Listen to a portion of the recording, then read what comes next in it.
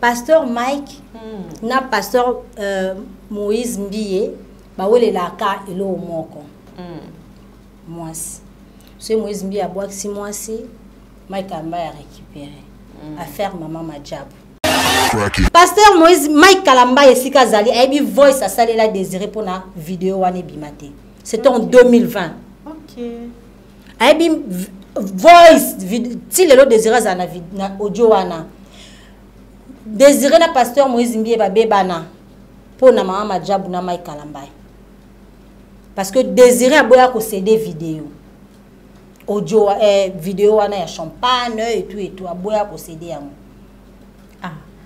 donc la place héritier Watanabe voilà pasteur Mike à part Zawadi ana vidéo na ye na maman Madjab na Dubaï. Pasteur Atoms non ok na ma BT. On lui laisse encore le bénéfice de doute comme on dit. Moi temps ozolo ba parce que local tilem sou mutu moko zaki na ozoko excité bato azana la vidéo pasteur Atoms peut-être. Ah mais c'est le temps mais ba bimisa en tout cas ça nous fera ça va aider la communauté chrétienne parce que même la Bible walobi na tango suka vous allez connaître le vrai et le vrai et les faux. En tout cas broyer babango yango yo to moyi babango. Donc c'est-à-dire que rien ne doit étonner. Et moi, je suis en train de féliciter un de leurs pasteurs. Anticiper déjà le pasteur Denile, si je le félicite. Donc il va te béler bazo condamné parce que lui, au moins, il a eu le courage de venir dire que Tozala Kinamabe, Bissonionso, a dénoncé et à l'obi batu nyonso, boni bobatika likuna, dans cachette et autres là, bazo la hypocrisie. Tozandenge moko. Au moins, lui-même, il s'est dit que Azafo. Maintenant, désolé pour vous qui le regardez, bon, mon pasteur, mais lui-même, il ne se considère pas comme un pasteur. Jamais professeur de Niles. Est-ce que vraiment tu as dit de Niles Nabi jamais. Nabi est sorti de Niles Ninga Komawana. Au moins, on a Mambonzam Bezakatina.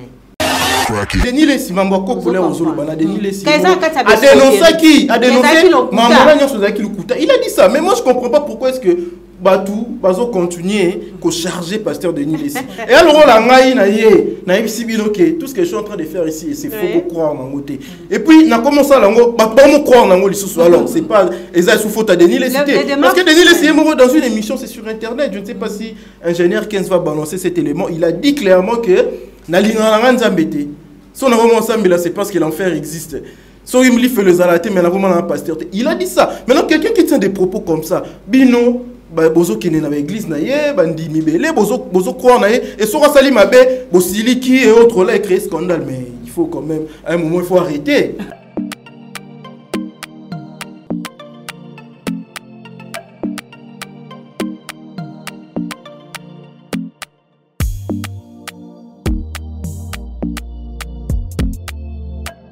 Salut à vous les abonnés de Viam Télévision, le vrai à Virginie Manganga TV. Donc ravi de vous savoir nombreux devant vos écrans pour suivre votre mission du jour.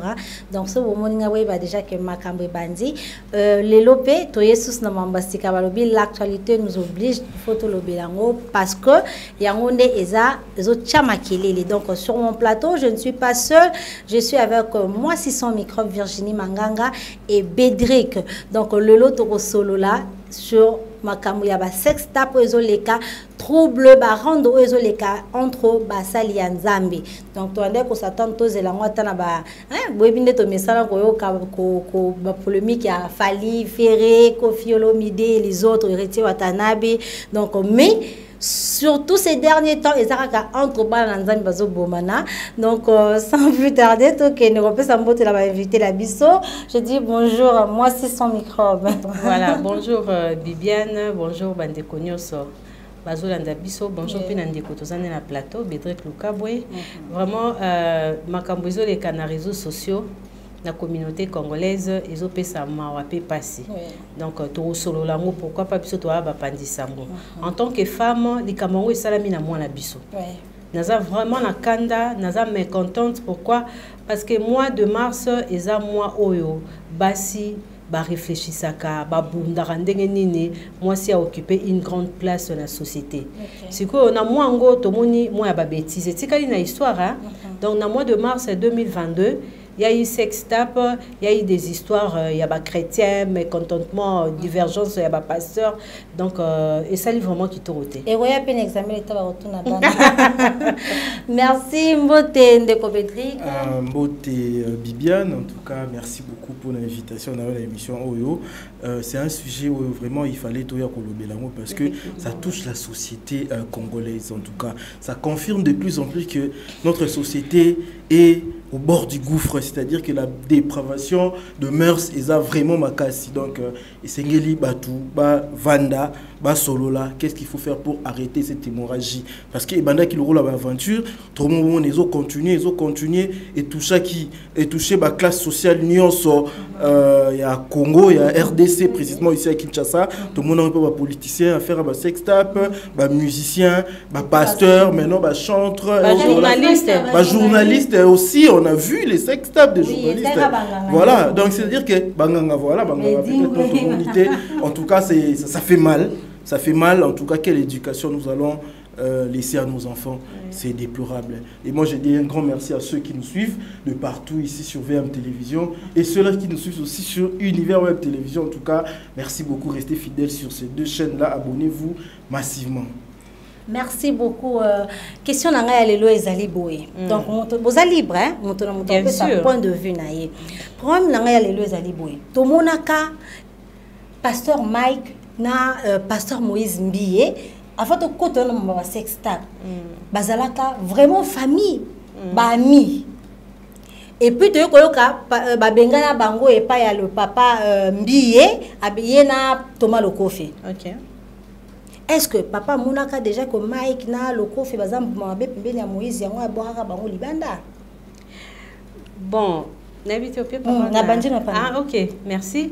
Déjà au départ, Mike na Moïse Mbiye baza famille. Sur le plan spirituel parce que Mike Kalambay azaki moko ya bandimi, ya église de Bethel. Mais sikoyo na âge na ndimite bazaki baninga. Parce que Moïse Mbiye na âge azaleki et pas ya Mike Kalambay. Na sur le plan musical, Mike Kalambay a sali ba œuvre avant Moïse Mbiye.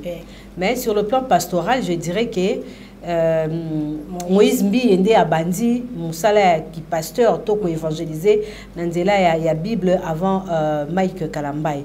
Soki papa ya Moïse Mbiye a bengala bango, c'est que bazara déjà bambuma mabe. Malheureusement, dans l'église de réveil, balinga kobomba mabe mingi. Moi, je félicite l'église catholique parce que catholique est dénoncé mabe belé. Maramba pédophilie, tout le monde a bazo sambisa pape, bazo sambisa basango, likamoué ba fundi, tout le monde ba médiatisé. Mais dans l'église de réveil, balaksa biso ke baza ba saint. Par contre, baza ba saint. Et le potoye ba raison ni salaka papa ya Moïse Mbiye abengana. Mike Kalambay abengana Thomas Lokofe jusque là et banarate. Maintenant si c'est soto bito landela, ils ont deux choses où ekozangate. So ils ont mamba mbongote, ils ont mamba basi. Alors on a pas problème d'abord on a mon aramingi sexe ils aura plus fort que leur vie spirituelle. Même Bible au basimbaka et kokara ko canaliser vie sexuelle na bangote. Yango to mon na bango toujours na ba bêtise et le résultat est là. Soit déjà ba bengana rayo ne lo romo ya mabe. Est-ce que Mike Kalambay si réellement ba bengana kaye azwa temps ya ko confesser mabe o ba bengana la kaye l'église.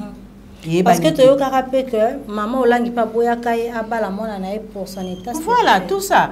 Et tu as mona Mike Kalambay a commis pasteur.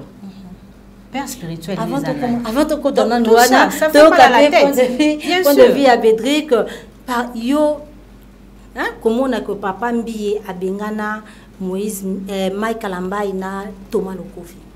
En tout cas, je pense que question on a vraiment à l'égard de Maman tout le monde a l'élo.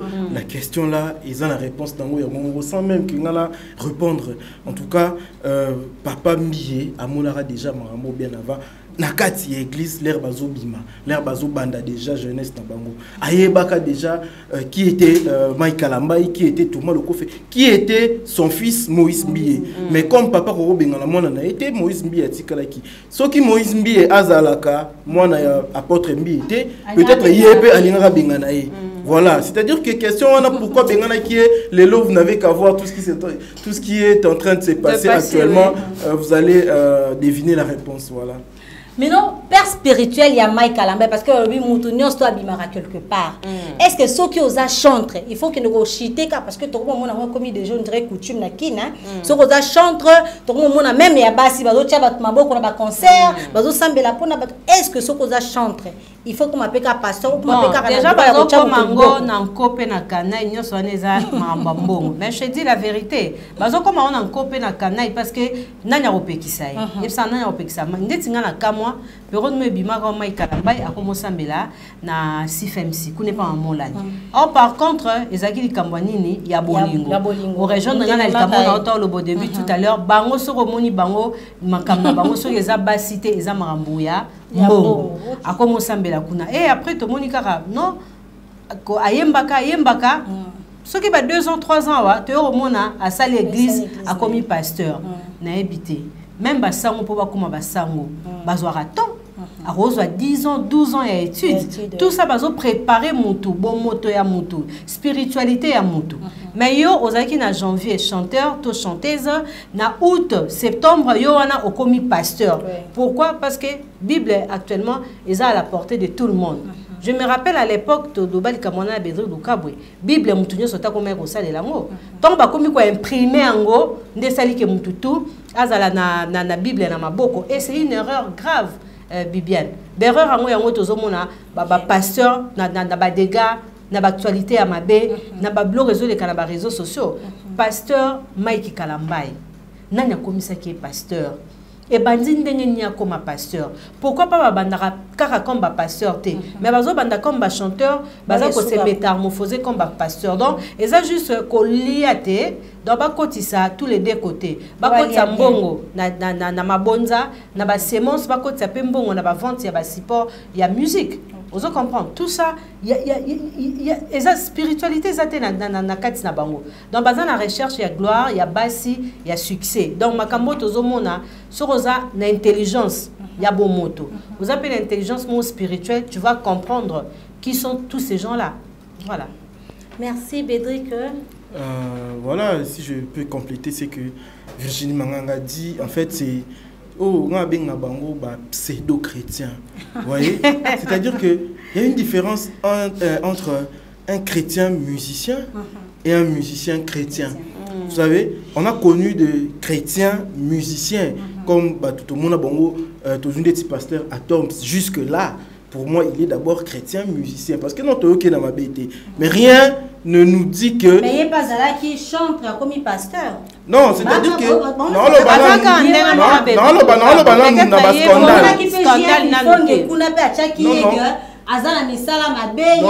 le il faut faire vraiment une grande différence. Cela n'empêche pas un chanteur de devenir pasteur. Pasteur, ils appellent révélation. C'est-à-dire que Nzambe, Tangwa Bengio, Nzamba Bengio, ok, même si tu étais cultivateur, tu étais chanteur, tu étais politicien, tant que tu as reçu l'appel de Dieu, ou comme pasteur. Cela n'empêche pas que. Je suis contre. Non, laissez-moi finir mon idée. Laissez-moi finir mon idée. Moi, je dis ceci. Pasteur Atoms, jusque-là, non, tu es OK dans ma bêtise. Ok? C'est-à-dire que nous allons considérer le rôle de chrétien, musicien d'abord. Ok? Avant d'être musicien, il est d'abord chrétien. Vous voyez? Il y a ceux-là maintenant, on est au monde, Moïse Mbié et autres là. Avant d'être chrétien, baza d'abord un musicien. Parce que Moïse Mbié, moi je dis qu'il rivalise en termes de qualité artistique, en termes de talent artistique. C'est un musicien d'abord né. Il connaît la musique.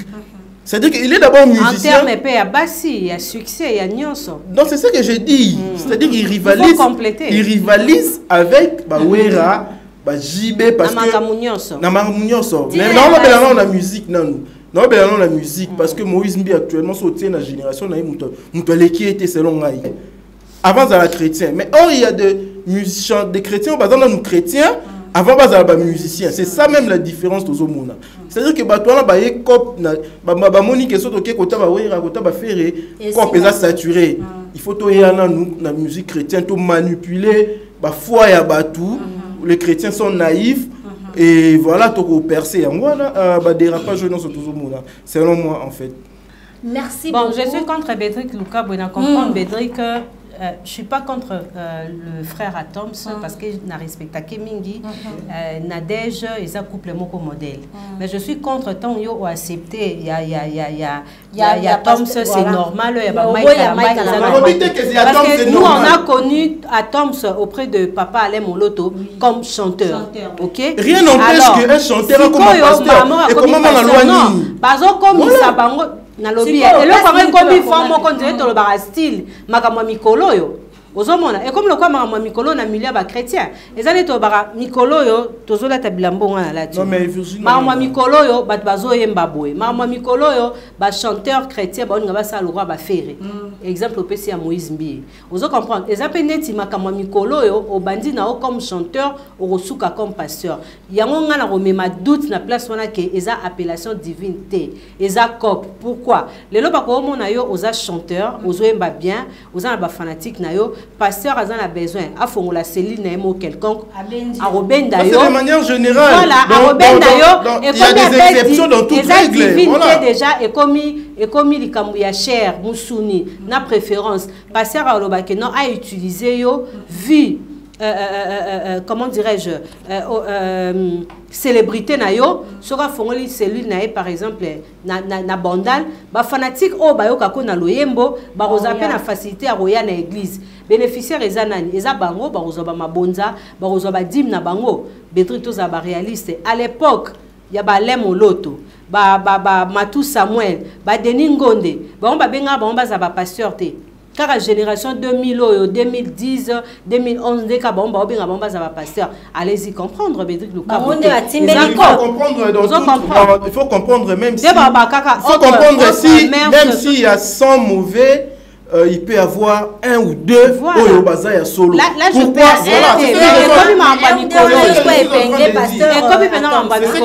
train de dire pasteur Atoms dans Toké na mabete. On lui laisse encore le bénéfice de doute, comme on dit. Ah mais c'est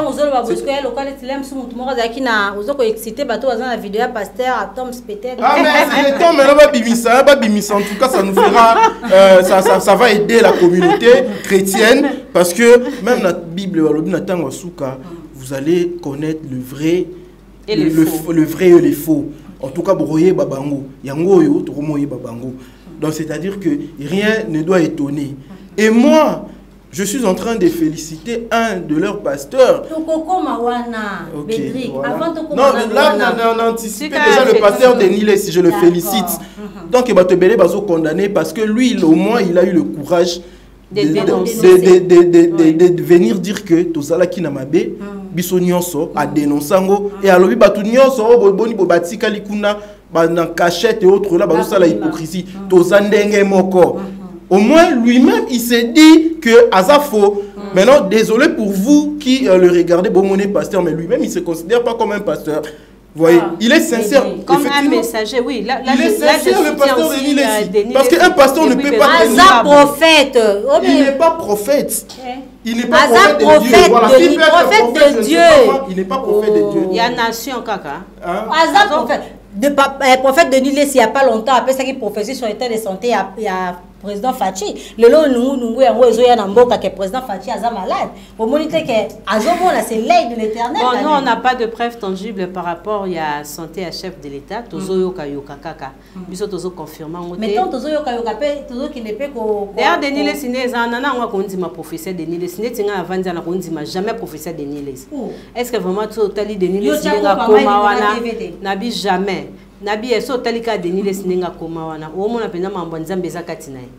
Denis ça comprenant qu'il a perdu tout et puis il n'a rien à perdre actuellement. Mais Denis les Simambo populaire aux Olobana, Denis les Simambo a dénoncé qui? A dénoncé Maman Nyon Sozaki Lukuta. Il a dit ça, mais moi je ne comprends pas pourquoi est-ce que Batou, bazo continuer ko charger pasteur Denis Lessi. Et alors la ngai na yé, na ibsibino que tout ce que je suis en train de faire ici c'est faux croire en côté. Et puis na commencé à lango, ba mo croire en lisusu alors c'est pas eza sous faute à Denis Lessi. Parce que Denis Lessi est dans une émission, c'est sur internet, je ne sais pas si ingénieur 15 va balancer cet élément, il a dit clairement que na linga nzambete.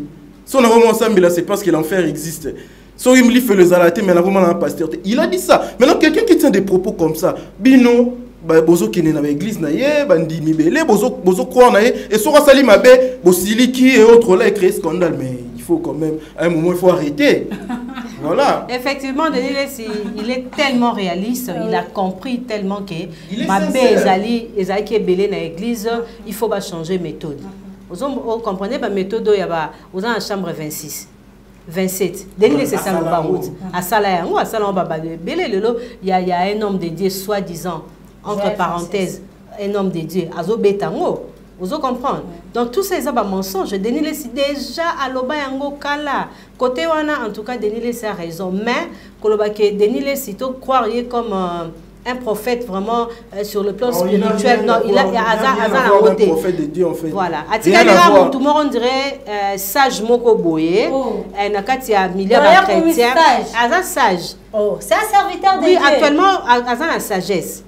Mais il faut le dire. A commis un serviteur de Dieu, a commis sage moko boy, obisoto que n'a consulté. Mais c'est quelqu'un à féliciter. Parce qu'il dénonce maintenant le mal. Il y a un pasteur au batikali kosala mambo, il y a bandaki kosala. Oyo baza sincérité. Et le lot vraiment je ne sais pas à qui croire. La communauté chrétienne na ba pasteur wana na nyango to rondimela. Na ko na préféré na ndimela na ta Denis Lessi. Voilà. Ouais, parce que donc c'est que au commune on dit ma tété. Donc chers amis internautes, comprenez, balobi pasteur Mike na pasteur Moïse Mbiye ba wele la ka elo moko. Moi c'est Moïse Mbiye a boire 6 mois si Mike Amba a récupéré affaire maman Madjab. Bon, déjà, affaire, il y a moins si entre Moïse Mbiye, tu peux confirmer en haute, mais tu as moi virgule, pour, dans une émission, moi, en Afrique du Sud, à l'objet, à Pessibiso, bah, raison, oyo. Voilà. Attends, je te dis, nazo qui est le romoko, na mona kango, c'est très important. Lobby boy. À lobby so qui Mike Kalambai, à balara mona maman langité, parce que Moïse Mbiye a ebisa qui est que ko bala moi si on est na bima na été. Donc Mike ayebaka. S'il vous plaît, nazo répéter ma moi ça na lobby. Mike selon la fille ayebaraté. Tant que comme vraiment na point qui a libala lobby en tout cas vient na roti côté obala nana mwasi oyo nga esi na bima na ye. Donc Mike Kalamba na Moïse babima mwasi moko. Tocha moko obiso toyoki. Le reste to éviter. Mais siko au moins que baza be kobiste. Biso so toyobi ke Moïse Mbiye a célibataire. Aloba tabuto stade. Mais ye moko toyoki maloba ndeko na ba mo paza mwana pasteur. Donc ba bimara na ba on a basi en dehors il y a mariage. Or eloko yo eza ko relier biso na bango eza Bible. Parce qu'on a Bible bango ba simbaka et puis qui si ba biloko wana nyonso. Vous comprenez? Bazan la guerre premièrement eza pe ya succès. Lelo est-ce que Moïse Mbiye peut accepter Mike Kalamba na position pastorale nae? Point d'interrogation. Vous comprenez? Parce que si tu as les milliers de chrétiens, il y a l'église de réveil, bazamité mamabé pas possible. Tout le monde a le procès de Coutino, c'est avec un pasteur. Vous comprenez? Moïse Mbiye wana zoleka, azo accusé pasteur moro ya limité. Ozomona ngai makambu o ezoleka, je parlais avec ça avec Bédric Loukabou, ça fait presque une semaine. Une semaine, 2 semaines, on a déjà 100 euros. Bédric Azano a expliqué que tala ba ebi singa likambozo leka. Et tant que bimi les locaux singa bien vivi, vous avez qui n'a raison. Donc ozomona, c'est comme Moïse Mbiye. Soto tie penza azala moto na nzambe au-delà de tout parce que Dieu a prêché biso amour. Il faut soutenir Mike Kalamba. Parce que l'accusation tout a porté et pas ça ba révélation moko grave. Il y a ko ça ba amte concernant couple Madjabou, il y a ko kondima binzimela te. Or mutula mutazo pe sa ba version na ye. Mais moi je dirais que eza na jalousie na kati, eza pe na guerre ya leadership. Makamba mbongo, makamba basi pe eza na kati ya conflit na bango. Merci, chère internaute. Avant de point de vue de Konabiso Bédric, moi, en tout cas, je salue Désiré. Notamment, Facebook. Désiré Wana. Pasteur Mike Kalambay, oui, Désiré. Pasteur Moïse Mbie, oui, Désiré. Surtout, famille Mbie, oui, Désiré. Parce que Désiré a collé na Katelibo Tawana Mbie. Azalaka chauffeur. Il y a Papa Mbie. Ok. Donc Papa Mbie a eu malade, a confié et pas Moïse Mbie. Na Mike, na Moïse Mbie, na Maman Madjabou. Aebi Désiré. Maman Madjabou, oebi voyage au salon à Dubaï. Il y a pasteur Moïse Mbie na Désiré. Les photos sont là d'ailleurs, oui. Tout le monde a la photo. Ah. Désiré, pasteur Moïse Mbie, Maman Madjabou na Dubaï. Oebi cadeau mutu kosombe la pasteur Moïse Mbie. Ya cher. Ya cher. Mais pasteur Moïse Mbie atala kaka. Ayoka mobile no mawabi ba cadeau oyo. Mobile ba don mobile na salaka. Noko cédé devant na nini te. Maman Madjabou zaka pour ça zala. Azande mona ni basa la vazi. Kalambaili. Basa la kizawadi. Basa la kizawadi. OK. Donc pasteur Moïse Mbie ayoka mobile wana mawa talaka wana déjà ba yeli projet Madjabou Désiré lobi pasteur Moïse Mbie aboyaka. Mike Kalambay. Oyebi voyage bosana Maman Madjabou na Dubaï. Oyebi boisson bokenda bo farota ba champagne. Désiré j'étais ça. Oh. Désiré so pesa na pe vidéo ya ça na ngolo te ba vidéo etambwa na. Pasteur Moïse Mike Kalambay esika zali oyebi voice asali la Désiré pour na vidéo wana bimate. C'était en 2020. OK. Oyebi voice ti lelo Désiré za na audio wana. Désiré na pasteur Moïse Mbie ba bebana pour na Maman Madjabou na Mike Kalambay. Parce que Désiré a boya ko CD vidéo. Audio vidéo wana ya champagne et tout a boya ko CD yango. Ah. Donc la place bazana bango ba héritier watana. Voilà. Pasteur Mike à part Zawadi ana vidéo na yena Maman Madjabou na Dubaï. Baya wana balongo wana bakende États-Unis to mamba penye les onginda bango lolangolo fita. Désiré zo benga ye na téléphone vieux yo zo sepela ngai Moïse ala kanga boye apesa ngai te likolo na bino bozo sepela nga na okemba via rejeter kanisa ke ngai ne na za boye Moïse parce que à cause de mokula Moïse ay Moïse a rejeter ngai parce que amona net ke nga na trahir ye mais bino pe le sous Maman Madjabou a promettait Désiré non c'est le boye non c'est le boye non c'est le boye Mike abo piété moi-même je gère la situation ça va vidéo en Bimisa na ka Désiré. Pour bomba père auto mo ngeza. Kolaksa nga bo ete tindela nga ngonde ko yoksa nga voice tindela ngo et ça la bien. Donc avant de via Bédric. Bon sur ce point là en tout cas ce que je peux dire c'est que conflit là bango mibalé pour moi c'est parti d'une jalousie en quelque sorte. Hein surtout lundi vraiment parce que babiloko toza vraiment la preuve na ngote moi je suis pas trop à l'aise à commenter sur ça. Moïse Mbie, Abimi Sokina Mouta Madjabou, trucs comme ça, ce sont des histoires qui se racontent quand on n'a pas vu, on n'a pas de preuves tangibles. En tout cas, c'est imprudent de venir commenter en haut. Mais à ce que je sache, Moïse Mbie a été appelé pour un projet Wana Madjabou et le pasteur Madjabou Yemoko a lobby en dans Facebook. Moïse Mbie à cette époque-là. Azala qui n'a pas de problème na ebele Eliane la jeune fille là au accusé qui est et autre là Moïse Mbie a comme un peu réticent envers Batou. Moïse Mbie il était un peu enfermé quoi bando mona Batouté et autre là et puis la réputation na yango ba préféré qui bazwa Mike Kalambay et à entendre Moïse Mbie c'est lui qui avait présenté Mike Kalambay à la famille Madjabou parce que la famille Madjabou ils qui non bah il a mécène ya Moïse Mbie bah soutenir voilà bah soutenir musique naie donc net ba Séraphin Boongo voilà net ba Séraphin Boongo en tout cas net ba Foyi Kipela net ba Yannick Mbadou baza vraiment ebelé voilà net ba Arnold Wango les jeunes DG en tout cas bazala ki bongo mais Moïse Mbie leur a moni que ça a présenté Mike Kalambay Kuna. Ils avaient des bonnes relations avec Mike Kalambay. Mais tellement projet on est qu'il na ampleur épaissie et autres là. Après ça, je ne sais pas quel problème il y a eu. Moïse Mbie a manifesté jalousie et Mike Kalambay aussi a manifesté ingratitude Parce que Mike Kalamba, c'est grâce à Moïse Mbie. C'est en quelque sorte, c'est ça le problème. Parce que Moïse Mbie, Nakoyo Kaye, Alobi, Madjabouana, c'était un projet Oyo.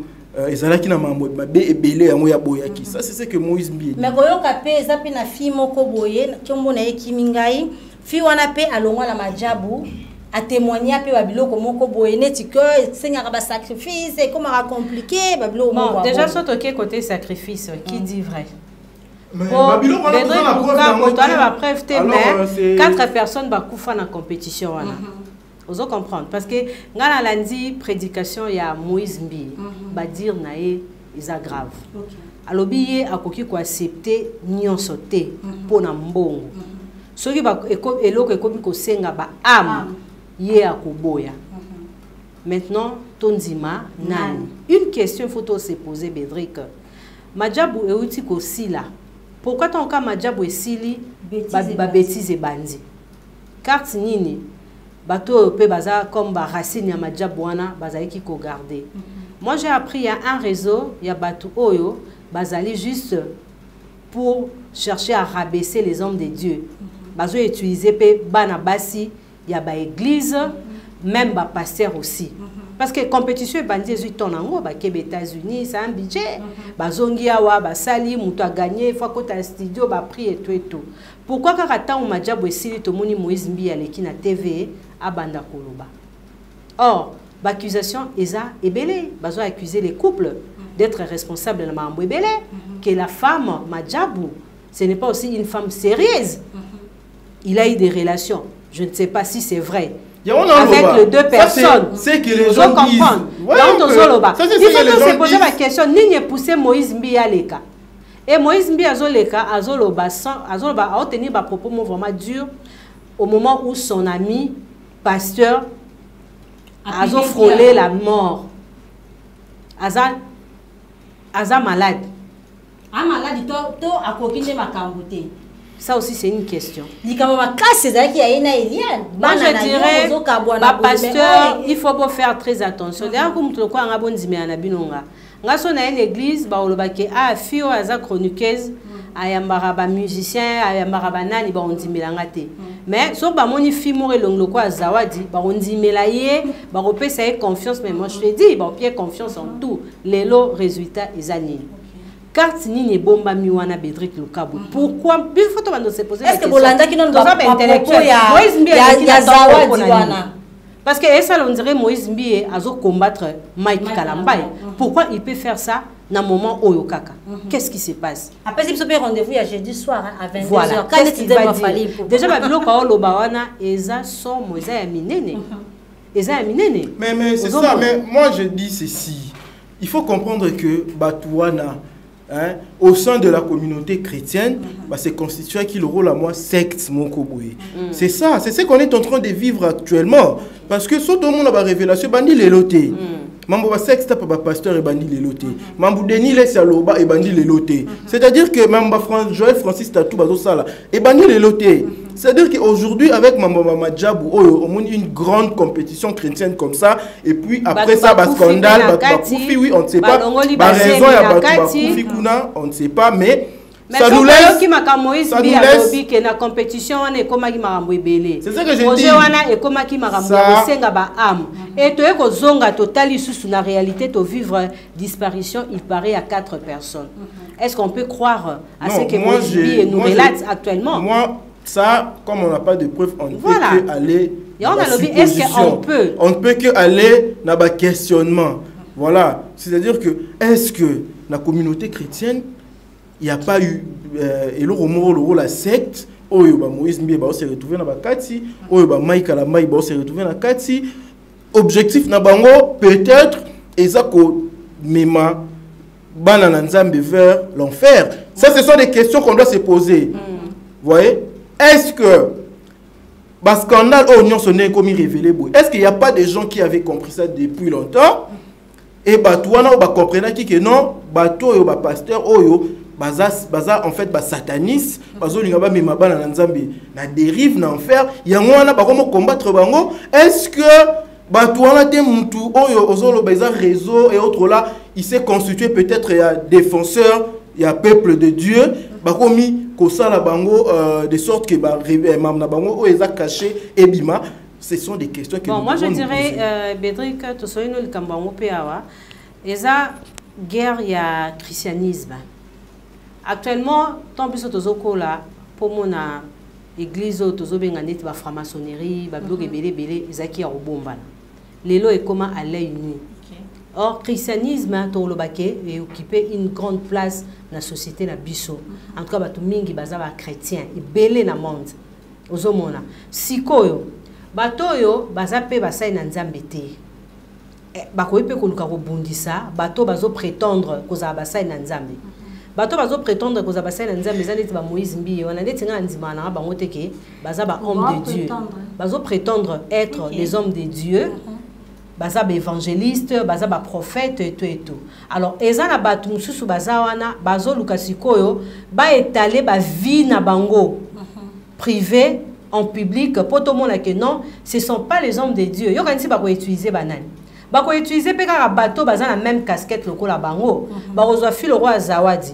Ba lobi ke yo kende ko kweisaye. C'est une vérité, bon pas une vérité, mais c'est une réalité ou réflexion dans la moni. Zala si ça n'a pas maîtrise, zala si ça. Parce que les lorsqu'ils qui vivent, on commettre un vrai pasteur et non on commettre un faux pasteur parce que l'objectif c'est vraiment la commun. Tout le monde a la même affaire, Eliane. Il y a eu des gens qui ont soutenu Moïse. Actuellement, il y a beaucoup de gens qui soutiennent Maï Kalambay, malgré la preuve tangible au Zawadi à brandir Bisso. Il y a des hommes qui ont l'argent. Au peut baser un niveau de spiritualité na bango na banzambe na bango. Depuis tu es zanzambe biso tonzimaka to banzambe na bango. Bazo vanda bazo ta ba Moïse wana basara ba plein ya ba 2000 personnes. Bat bazo croire na bango, bat bazo na ba projet le quoi majabu.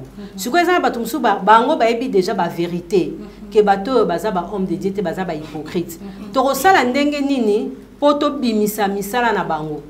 Na histoire ya Bible ba grand homme ba koyara à travers moi si Samson moi c'est mutakata Isuki reine de Saba salani na Bible c'est toujours la femme qui peut rabaisser un grand homme David David Sara inani alors tu aurais utilisé nani tu aurais utilisé moi si moi ça y a na casquette nini a na casquette kakaya chrétienne oso comprendre zoneti affaire Eliane a kindetini sœur, Azo Sambela, à côté de siège à Moïse, mais comme copain et copine. Parce que Moïse, quand on a un tribunal, on dit qu'il y a une copine.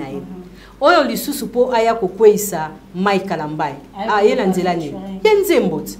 Tous les réalistes Bédric. Une épouse, une mère de famille. Et puis elle est passée à la télé pour tenir des propos comme ça. Elle a une belle famille et son époux. Dans lundi d'émission de Comoro Internet, de la balle moi j'attends les divorces. Deuxièmement, femme wana Zawadi. Songa na zaye funa panana ko funda pasteur. Azo bimsa makasi kana ko accuser moi je suis contre Maï Kalambay. Mais nous on a nous nazo étalé na nous Zawadi. Tande ngazo accuser Maï Kalambay. Nazo ki ba vidéo wana après confession na type ça ka pas pasteur. Pasteur ni. Pasteur wana mutu a même on a place publique. Moïse Mbi. Tous à la réaliste. A funda pasteur wana. Nga question na otu narara nanya simbi Zawadi. Zawadi azo nga ça plaisir na nzambe. Non. Moi je suis chrétienne. Pour Eliane Payaka, je suis venue pour sauver les âmes. Sauver les âmes c'est faux. Moi je dirais ezana un réseau, il y a bateau ba ebi ke ba Maï Kalambay ba Moïse Mbi ba na bango bateau ya ba écobiste. Ba na bango bateau ba champagne. Il faut pas aller chercher très loin pour dire les réseaux. Mais je te dis bazo miser. Pendant que tout le monde a maloba ya Moïse Mbi a lobby un pasteur qui veut envoyer une fille, une femme on a à séduire, on a écrit un scandale tout on a prédication il y a dimanche passé. C'est-à-dire quoi? Non, c'est-à-dire quoi? C'est-à-dire quoi? Est-ce que scandale est qui en le moi si 4 répondre la place aux zolo que non, il y a un réseau, tout le monde a ba ko isa bango non. Mais et si le problème est ça entre bango kaka parce que Moïse Mbi a accusé Balobi entre guillemets a accusé le pasteur Marcelo, on ne sait pas. Maintenant si c'est seulement même Zawadi wana, ce que ça entre bango na bango de mbatingi. Il faut pas aller chercher très loin pendant que il y a des preuves tangibles que bango na bango bazo misala na mabi. Quand c'est ça bango na bango ba yo kan si ba pasteur wana nyoso ba simba la Bible, baza ba chrétien penza. Baza pe bata ba loge, bata franc-maçonnerie baza ebele. C'est ce que yo azu Bible ati alobi bon, ngana komi loko a Moïse Mbi. Or objectif neza azane franc-maçon par exemple azana ye mutabakisi ayebi pe Moïse Mbieke aza mutabakisi au combattre été azo bimisa kindumba na ene ba bimisa ki on Eliane azo combattre ba Mike Kalamba ende ba combattre à travers Zawadi Bédric moi si aleka asa le mission le roi Zawadi mais ozandoki ye a plaisir na nani ezala mutu moko et puis azobanga belle famille na été et puis papa normal maman a 4 enfants on a la belle famille on a la belle sœur on mona te que ça histoire moya ba secte atakutuma nani oyo on dirait si on ndenga bimi a quoi ici Mike Kalamba wana bimi c'est ridicule na monde na bango à Mati grade. Là on peut oh, mais je te dis on peut imaginer ngade ba Mike Kalamba wana ngala ndimaka bango te nazo kotelete mais naza réaliste par rapport ya makambo na somona minute soki tozongi na makambo Peniel alobaka à propos ya Mike Kalamba abiboye biete c'est un vrai écobiste azandoki azaboye mais Peniel a tout à fait raison mais que malheureusement Peniel azeka na maloba parce que bato ba ena nzela Zawadi ba na spiritualité makasi baza pe na mbongo makasi vous comprenez parce que Peniel c'était l'épouse azo dénoncer ba cause on a ba angle belé c'est la jalousie parce que boye tout soit ki ngo bongo mutu to apporter que jugement na Peniel na ndenge na ba lolenge belé mais maintenant Zawadi toroloba nini Mike Kalamba a mal fait mais tous à la bas réaliste moi si à libala oui au lobby qui est na ça qui m'a bé OK on s'est confessé et pas soi-disant pasteur est-ce que Bible sengi biso tous ba vidéo wana to que nous tient on n'est pas pasteur aux arabes ko filmer pour nanine tout le monde ba vidéo wana c'était déjà prémédité c'est quelque chose qui s'est préparé à ce qu'on a ba preuve parce que aloba verbalement le quoi Peniel té parce que Peniel a été là biso pour le moment ba preuve tangible té mais Zawadi nous présente de preuves tangibles. Oh, les Mike Kalamba, voilà, voilà, c'est ça. Pour Moutobozane, na histoire ya bolingo, ok? Bosali yango, so yebi na atoko tubela. Est-ce qu'il faut filmer yango? O bomba ba preuve. Et Zawadi wana, est-ce que Mouto ba tricher ne liboso? Et ça Mike Kalamba. Pour moi, ça a facilité pour c'est ça. Maman a 3 fois 4 fois. Et pour la voiture, chrétienne. Mais la regretter quand même. Et puis Zawadi on yemba danze munina nzambe. Ah, toyebite. Yoebi. Oyebi Zawadi. Oyebi nzembone. Non, je viens de le dire. Ah, donc exemple mutu moko kaka utiliser qui a bien. Bah c'est à Luka featuring et puis déjà dans ba ba critère à mai. Et puis Mike Kalamba sexe et les makasi que Bible. A okoya nae. Donc c'est vraiment une histoire trop facile ba ebi ndenga ozwa bango. Ba passer et puis dans la zone comme Bédric Lukabwe ba divergence na bango za la biblique té tous la tato kake yo té ke lo romo muninga leki côté o té ke ngo mabe bango ba lekaka na TV pona basi mbongo succès ayibinga partenaire bato na nyonso ba yebi na bango ke bana ba batanzambe té Bédric omoni za na bato mususu ana mbongo ebele o ebele ko sana monte musu pa ko vanda na ba a déstabiliser ka bato baza ebele. Dès que les se poser la question, couple Madjabou, ils vont gagner quoi? Même ma tante Pony a gagné la finance dans Mboko, à cause de sa folie à bon côté. Et sa folie, va gagner. Peut-être parce qu'il peut appartenir. Parce qu'il peut appartenir. Il y a des gens qui ont circulé là-bas. Il ne faut pas dire qu'il va gagner, ils vont miser. On va foutre comme superstar. Voilà, ils ont eu à gagner quelque chose parce qu'on ne peut pas mettre son argent, on ne peut pas miser son argent pour nos là. Et puis, on va traiter un problème dans le quoi chrétien. Tu sais comment foutre ça Moïse Mbiebndako. On fout un ndako na biso. Oh my Kalamba ils ont ça ndako wana. Donc to kende lisusu kaka na mamba basala nzambe to mona ki interprète ya Philadelphie. Le garçon interprétaka pasteur Roland Dano. Et puis bana kati ya sodomie. Et loko Bible pe ki sa nzamba tumba mokili. Pasteur Mike asaleli kala kambailine. Vaseline. Et puis à Sengi. Moi en tout cas na likambo yo je suis contre la fille. Moi ma propos na lobby na direct na lobby na Instagram j'étais choquée. Yo mona moi si wa lobby kaza moi si ya mutu, mère de 4 enfants. Olobi ke na sepela na nga na yete, na linga na nga na yete, mon se donné na 3 fois. Et puis na Nice, soyons sérieux. Vraiment. I love non à tout mais aucune église té. Après tout n'y a aucune église. Mais caramba, ça n'a biso hein. Tout qui est na boye na Philadelphie, tout écoute interprète ya pasteur. Wow. Est-ce que ça y est vraiment? Jiwana ba balancer biso image wana elongine yango mais ah ce qui côté sinzoto et ouais compliqué biso na YouTube et tout. Image wana yé. Et puis nous comprendre tes bazar. Vidéo na yé, photo na yé penza apesi biso derrière. Le quoi moi? Ah frère Tontine. Un serviteur de Dieu. Babi pas ce qui encadré à la jeunesse. Ce qu'on imaginez y a za bongo. Na jeunesse a bébé déjà combien de bananiké. Bon. Ba jeune garçon. Nga nzolo bakaka bango basala cop na bango. Ndenge cop na eza micro. Ndenge pe bango basala cop na bango eza Bible. Mais baza pe bango. Baza pe na ba vie na bango. Ndé tout présenter biso ndekolo. Ozolo bakino aza pe interprète mais bakangi na ba string asali boy. Donc baza bango penza batuna nzambe te. Parce que bazoye bako distinguer mabe na malamu te. Et puis Dieu merci parce que bazoza a dénoncé. Mais ce que le goût ya sodomie wananga ezolekilanga na milieu ba chrétien. Alors ba présenter son babeza péché Bédric. C'est vraiment un péché. Nzamba tumba mukili pona ngo. C'est ba tumba biso pe na Congo akala mingi. Mais bango bazo tumba biso déjà to tozomona eza ko tumba.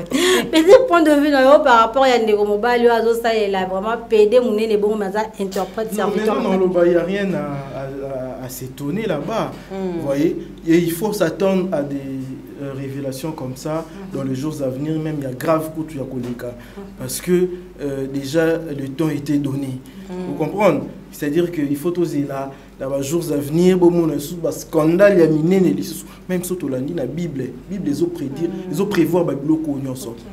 Au mona Bible déjà lobela ki amoto comme on a bisoté mais eloko o ngainde et ça la nga pasi o nga je n'arrive pas à comprendre na solana Yannick Mbadou monsieur za la univers web télévision Borlandango qu'est-ce qui fait que bandimi oyo bazo tondisa ba église wana ils ne veulent pas comprendre baza kaka derrière ba pasteur bazo loba na biso solingo portez-moi critique envers ce pasteur là non ne touche pas les loin de Dieu et autres là c'est ça qu'est-ce qui fait en sorte que dans l'église ya ba Moïse Mbi wana plein de gens les dimanches dans l'église à Mike Alamba plein de gens dans l'église à Denis Lessi plein de gens et le Roman comprend. Est-ce que ces gens-là ils viennent envoûter toutes ces personnes? Est-ce qu'ils sont là inconsciemment et le konini et ça là que Batou bazala toujours na kati ya perduction. C'est la politique du pays, la souffrance de la RDC, bazwa bango comme espoir.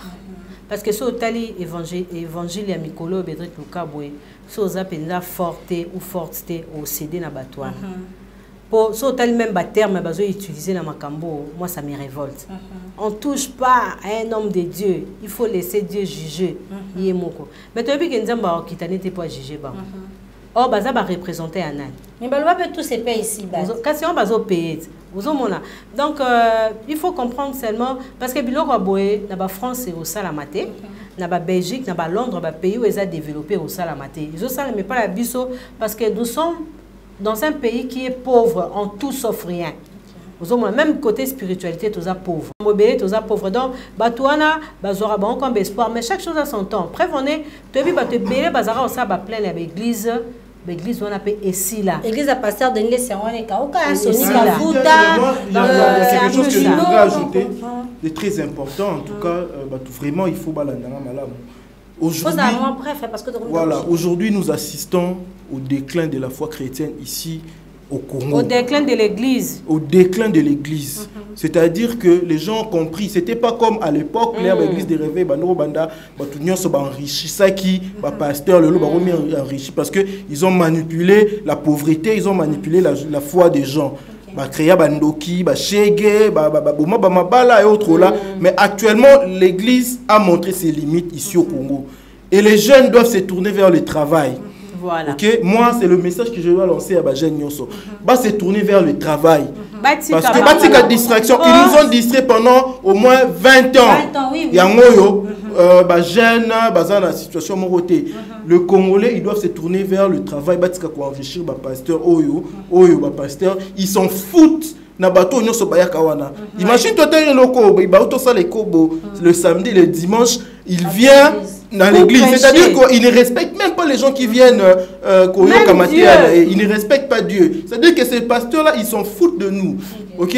Donc c'est-à-dire que les chrétiens, le Congolais, les Quinois, ils doivent se tourner vers le travail. Voilà. Merci, chers amis internautes. Donc, Bajen Union surtout de partout. Tout la mouka, tout son yanon effectivement, tout ça la nanou. Église, tout ça me la attend on a banda kunanu. Tout la nanou makamunde ni so ya pasteur on a bakobunde ya isusu banani. To komi ko chité mais to ko chité na likambo oyo et dérangeant qui le jeune entrepreneur Jonathan Ralif Ongeni depuis Paris à Lobiboye. Ba propos ya prophète Joël Francis vers les tétés là. Le chocat qui est prophète Joël Français le bakoki ko bala moi si ya mutete là té moi ça mutete là za moi ça ko bala té Joël Français wana yete na mona na magama moi ya bajipa ba ngote kiri na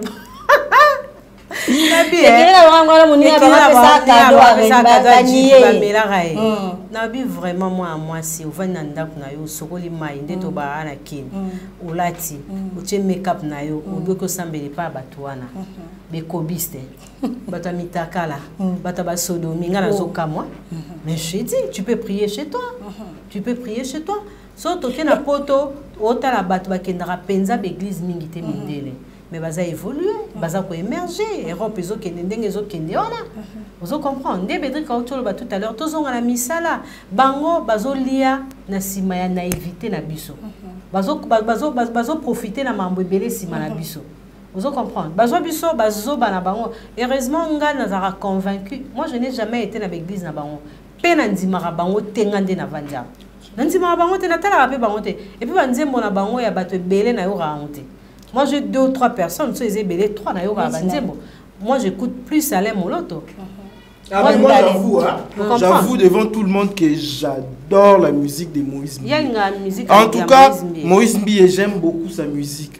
Côté artistique, on a le bien rivalisé parce que quand il vous chante, vous sentez la musique. Moi, j'écoute la musique de Papa Alain parce que Aimé Marangaï, na dimension spirituelle moi je fais 1 heure na banzembo na zo prier na yo ka banzembo ya frère Atoms na yo ka banzembo ya mama Lombo uzomo ndeti banzembo na yo ka na ngamote ngaza hypocrite na ebi kuta nzembo ni mote nzembo na suka na ebi pero na sa la promotion ya ezali kambwa ngolu tonga bandana na ba debi na e mais navanda na osambila na penser ko tia banzembo wana non na yo ka na banzembo te parce que je me souviens ça ka ngabi oko luko tsanze mona bango ovandika boy histoire azoye de Elio na muto mba moko ba ezali tongo ka banze ma Moïse Mbié mba moko okanti histoire ya Elia tu comprends et pas Isaka merci Virginie ne pas bazolo ba auto qui pète pas Isaka et ça moi de goût moko bo Bédric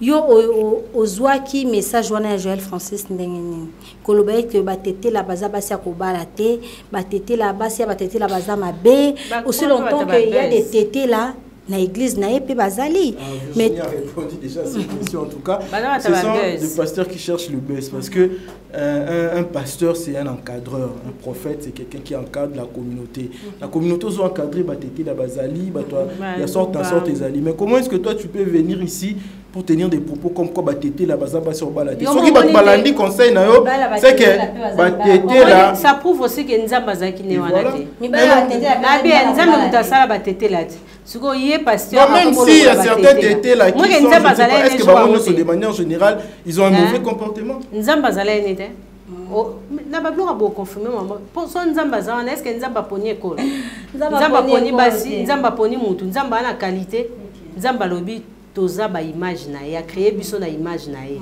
toza bikela munaye parce que yo ko mun ko panzo moi que Francis wana nzamba zana était na magam na alors Joël Francis tatu balobi réponds-toi réponds-toi botika na nous buzz bosela na nous nzamba et puis bakanga ba pa passer rango moko ota ko kota kasho na braza escroquer wa kenda ko pesa nani apesa professeur mabeko na nani ye wana neso bakanga bien mozizo ba scénario Pedro bala musa biso bibembe na téléphone c'est pas normal non, changer tala yesu kaka poya to komi déjà na suka déjà un mot par rapport ya émission ya lelo na batno surtout balandi ba retenir nini en tout cas ce que vous pouvez retenir chers amis boza ba fanatique té ba kimara mabe place au moni mabe ezali o kimi vous comprendre tous ba fanatique ya bato wana té to côté la pe mutu té Mike Kalamba il s'est mal comporté deux fois je me pose des questions aza mutu aza humain comment vous faites temps embela balarate ana ba sentiment sexuel ça vandeni bon Moïse Mbi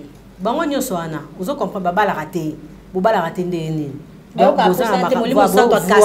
or c'est faux vous mona et puis ba pasteur il faut faire très attention hein ba sœur o bazo ko fréquenter bino vous bozo kanisa ke baza ba sœur ya solo le résultat est là Mike Kalamba ina maman Zawadi et puis moi je soutiens toujours une femme.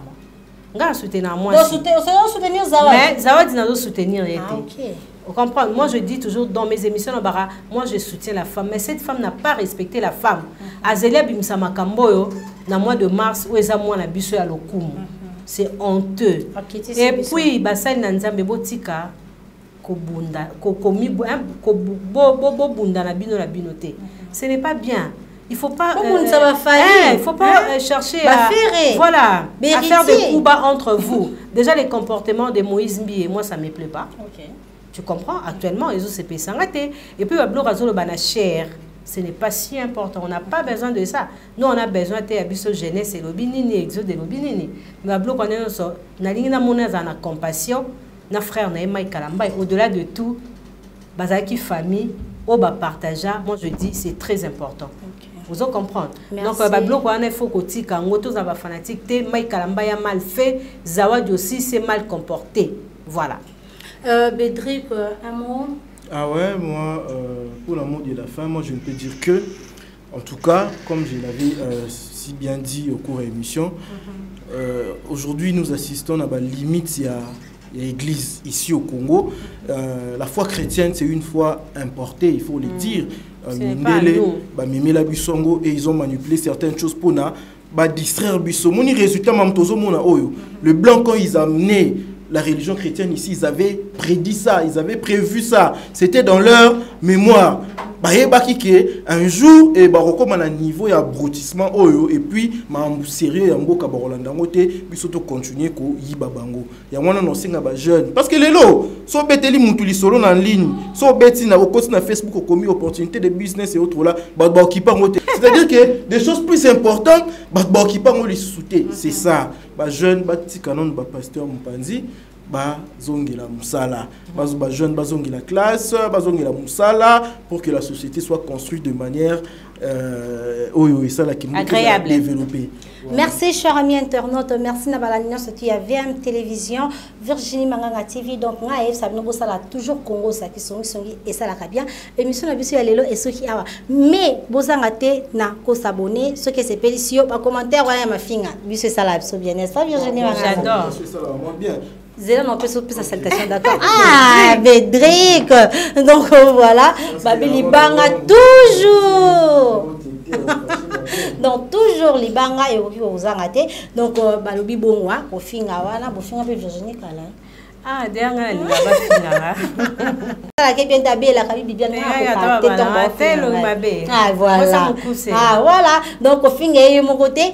Partagez ma finga na muninga la msuma finga nous a limité muninga msana ma finga qui tourne 520 gigas donc partagez la vidéo en tout cas tout finga na massivement hein? Donc les labino ya trop je dis un grand merci à Boss Lady Balobi Juveta m'appelle donc un grand merci à toi un grand merci à ma grande sœur chérie hein? Balobi et chérie de moi-même Clarisse Biata donc depuis quelque part un grand merci na yo merci na Carl Carlins hein? Balobi à monsieur Covid Nicolas comme Poutine. Hein?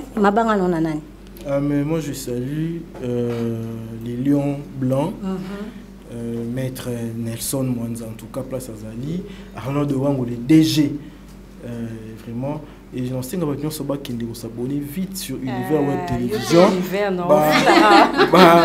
S'abonner, en tout cas, Bilo Wabé Zali. Il y a de l'actualité constructive. Voilà. Mamba Sika, Univers Web. Voilà. Il y a Bédric Loukaboué. Ok, vous s'abonnez à la VM Télévision. Nous avons annoncé qu'il y a une émission bientôt avec Killer Kilesi. Okay. On va parler de Wenge BCBG, 4x4 à tout terrain, projet Dynastie, l'échec ou la réussite de Fali. Je salue mon vieux Killer Kilesi, avec la tête bien faite. Très bien. Laissez torche. À torcher vérité tout à l'heure. Aïe, donc à nous revoir à la prochaine. Okay, bye bye.